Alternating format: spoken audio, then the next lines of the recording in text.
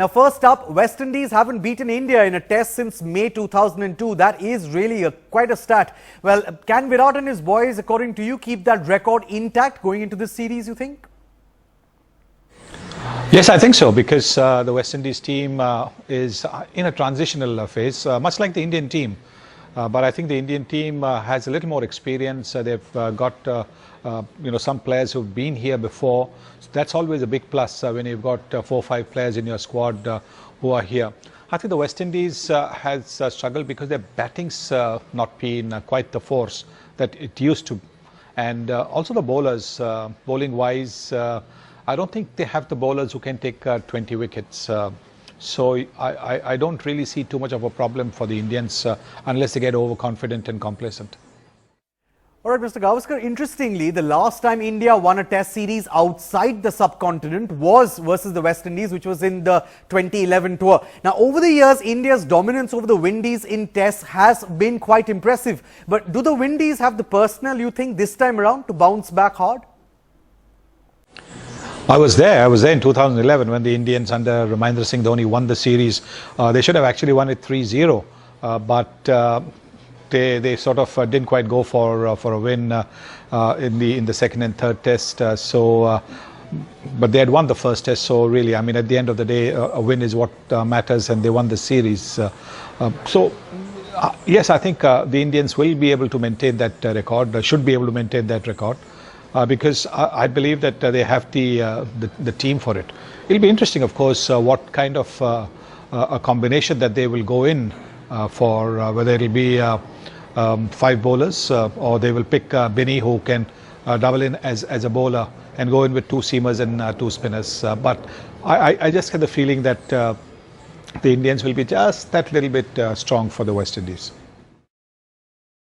All right, let's talk about Virat Kohli, Mr. Gavaskar. Now, here's someone who, as Test captain, has been quite impressive so far. And now he has Anil Kumble as the coach. One, a fiery, talented individual. The other, more calm, more composed, and a great thinker.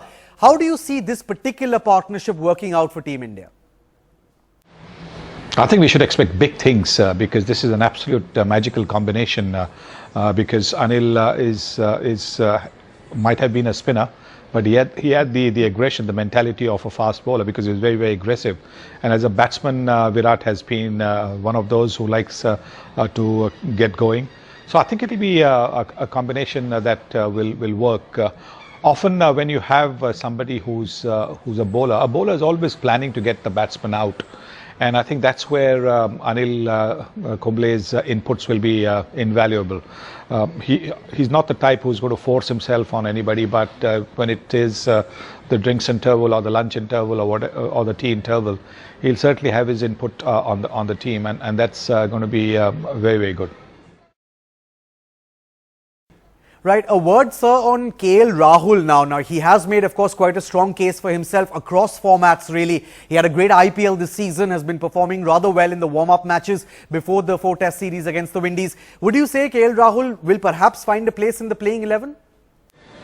I think he may not be in the first test, because the team will in all likelihood go in with the tried and trusted combination of Shikhar Dhawan and Murali Vijay.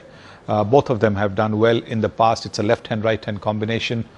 So my feeling is, at least for the first test, maybe even for the first 2 test matches, Rahul might just have to wait it out. Maybe he might play as a middle order batsman, but as an opener, I think they'll go in for the settled pair of Dhawan and Murali Vijay. All right, Mr. Gavaskar, what we are hearing right now is that the series, is expected to see slow pitches. Would you say that would perhaps give India the upper hand, since the spinners, it seems, will perhaps have a big role to play? It certainly will, because the West Indies don't seem to have any top quality spinners. There's, yes, Devendra Bishu who's there, but I think the Indians will be able to tackle him without too many issues. On the other hand, Ashwin and Ravindra Jadeja, if they get a little bit of help from the surface, then the matches could well be over within 5 days. The West Indies will really need to buckle down and apply themselves. And apart from, say, Marlon Samuels, who's been batting well, and Darren Bravo, they don't really have big 100 guys in their squad. So much will depend on these two batsmen. If they get going, then they might be able to give the home team some score or a score which their bowlers can defend.